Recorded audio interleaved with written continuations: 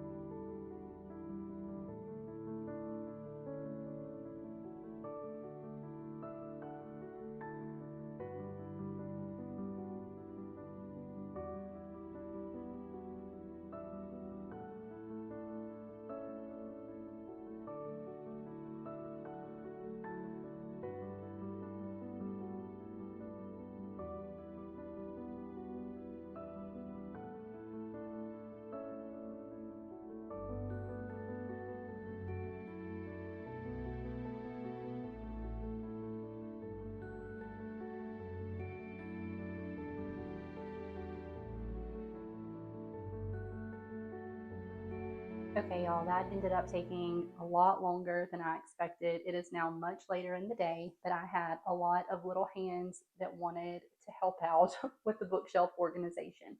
I'm just going to walk you guys through how I organize things real quick. So the first thing that I did is I took all of like my school textbooks that I had up here, so like our math workbooks, language arts, things like that, and I moved them to a little rolling cart that I have. I really just threw everything on the cart. I haven't organized it yet. So I'm going to have to go back through and organize all of that along with like the different manipulative type pieces that I had or flashcards, anything like that. I put it all in the cart so I could have more space for just books. So right here in the center, I took our globe down from the top of the bookshelf. I still have like our morning time book basket, basically the books that we are utilizing together as a family that I'm reading aloud. That includes like history, all of those sorts of things. Over here at the end, I actually have our set of McGuffey readers that belong to a grandparent. So those are kind of special. He used them whenever he was learning how to read, and now we have that set, and we're actually utilizing them in our homeschool. So I have those on here as well as just a couple of reference books. Okay, and then we're just going to go through this side of the bookshelf over here, which is where I keep the majority of my books at. So up at the very top of this bookshelf, I have like a tall space, and I put different reference books up here, including all of my Bible commentaries, my Bible dictionary, some different Bible studies that we have either done in the past and want to do again, or that we want to do in the future. Down below that top shelf at the very top, I have just a bunch of different nonfiction books, primarily Christian nonfiction. So I didn't really split these by like author or topic or anything like that, but I did put kind of like the more theologically dense books on the very top shelf. So those are going to be things maybe like apologetics or just related to like a different aspect of theology, like studying that a little more deeper, or maybe it's just like a heavier read. I put most of those books up here on this shelf. And then right here, I have a lot of books that pertain to like Christian motherhood or marriage or parenting, things like that. I put those on this shelf. And then same thing right here, a couple of biographies for Christian women. I have Charles Spurgeon's wife, and then a biography on Elizabeth Elliot. Okay, moving down to the next shelf, I have all of my classic fiction books. So they are organized just a little bit by like author in some sections, and then I do have some of the similar editions together instead of going by the author.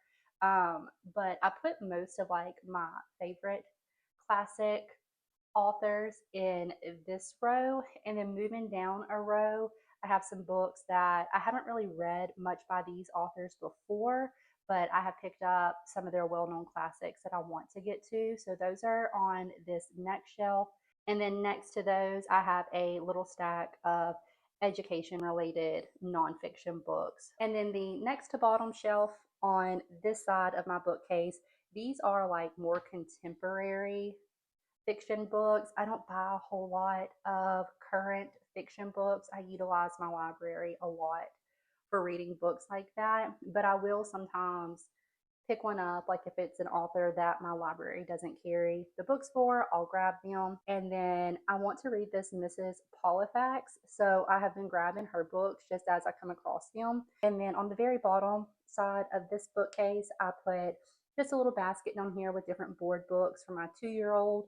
The whole bottom part of this bookshelf, I have to be very considerate of what I'm putting down here because he is very much into playing with all the things on the shelf. So really the whole bottom section of the bookshelf is like things that he can pull out and play with. From that side to this middle section here, this is where I have all of our different picture books and things like that. So some of these are just like fun books for the kids. And then I have them kind of separated out into like books that we will use for homeschool, even though they're picture books, they're like really well illustrated books. So I have like The Wind in the Willows right here, Little Pilgrim's Progress. Like these are just really pretty classic books, as well as James Herriot's Treasury for Children. So we use those in the younger years of our homeschool. Also have like some picture biography book. So we have one on Shakespeare here, one on Michelangelo, and then these are history related picture books. Again, these are all books that I've picked up over time based on different curriculum book lists that I have seen. So they're all just like really well written picture books. And then we have some composer books on different composers. We have science books. We have some nature lore type books through here. Then in this little section right here, these are just like fun, fun books. So we have like some of the little golden books, some Dr. Seuss books. I think I have some of the Berenstain Bears in here. So just like little fun picture books, followed by readers for my boys as they're learning how to read. These are different leveled reader books that they can pick up and read from. And then I have a little stack of different Bibles that we have for them to read from at different stages, and some simple activity books down here on the end. Okay, moving on to this other tall section of the bookshelves that we have.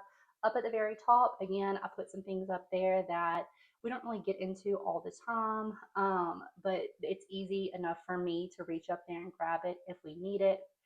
Also things that I don't want the baby dumping out or breaking. I did have some bins up here on these shelves that you probably saw at the beginning of the video that had like different activities in it. They stack really nicely. I just bought them towards like the end of last year. And I have like our marble run. I have my oldest son's whittling kit in there with like little pieces of wood and like different carving supplies.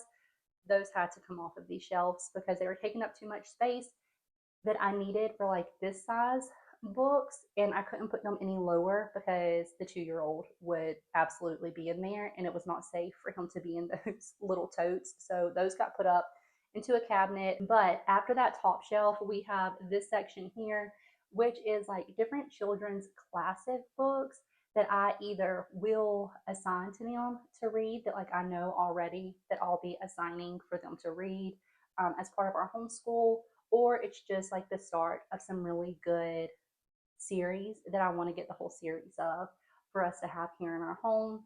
Also have a little stack down here at the end of some different language reference books that I've picked up to learn different languages, and then a couple different poetry books on there. Underneath that shelf, I have, again, just children's literature. These aren't necessarily all considered like classic literature, but they are still all like well written stories. So I have a little section of those here, followed by historical fiction books and biographies. They're just kind of all mixed in on this shelf. So I've tried to organize them just a little bit by like historical time period. Um, a lot of these books from here and here will be utilized in our homeschool.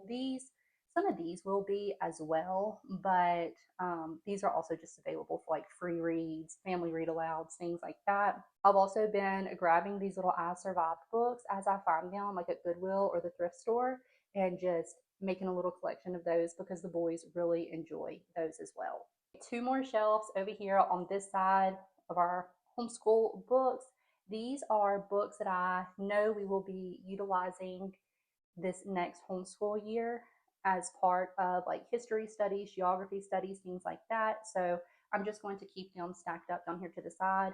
These are all various different history spines that I have just bought whenever I see them out. If it's a history spine that I have heard of and I know that it's like a good spine and I find it at the thrift store, then I go ahead and grab it.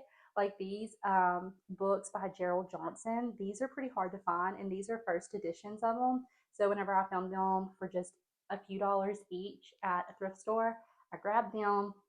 Same thing with like this Abraham Lincoln's World. It's an old copy of it, but it was at the used bookstore for just a few dollars. So went ahead and grabbed those. So these are my history spines, as well as a couple of geography related books, like living geography type books.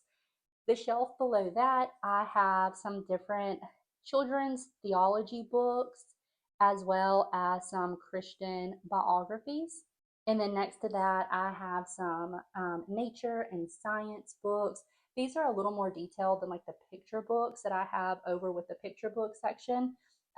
Just have a little bit more information in them, or they are written in like a narrative format. So like The Secrets of the Woods. That one is just very much like a story-based nature lore. In this little basket here, I have our different field guides for just a variety of different animals that my boys will reference anytime they come across something outside. They will come in here and grab their little fish book or their insect book, whatever, and they will try to identify the animal that they have found. And then behind that, I have some different art books like to learn drawing or just craft projects, things like that. So that's everything. I got it all organized in a way that makes sense to my brain. I think I left enough space at the end of the rows that I can add additional books in to like that category without having to reorganize everything. I tried to leave enough space there because I know we'll be accumulating more books for future years and things like that.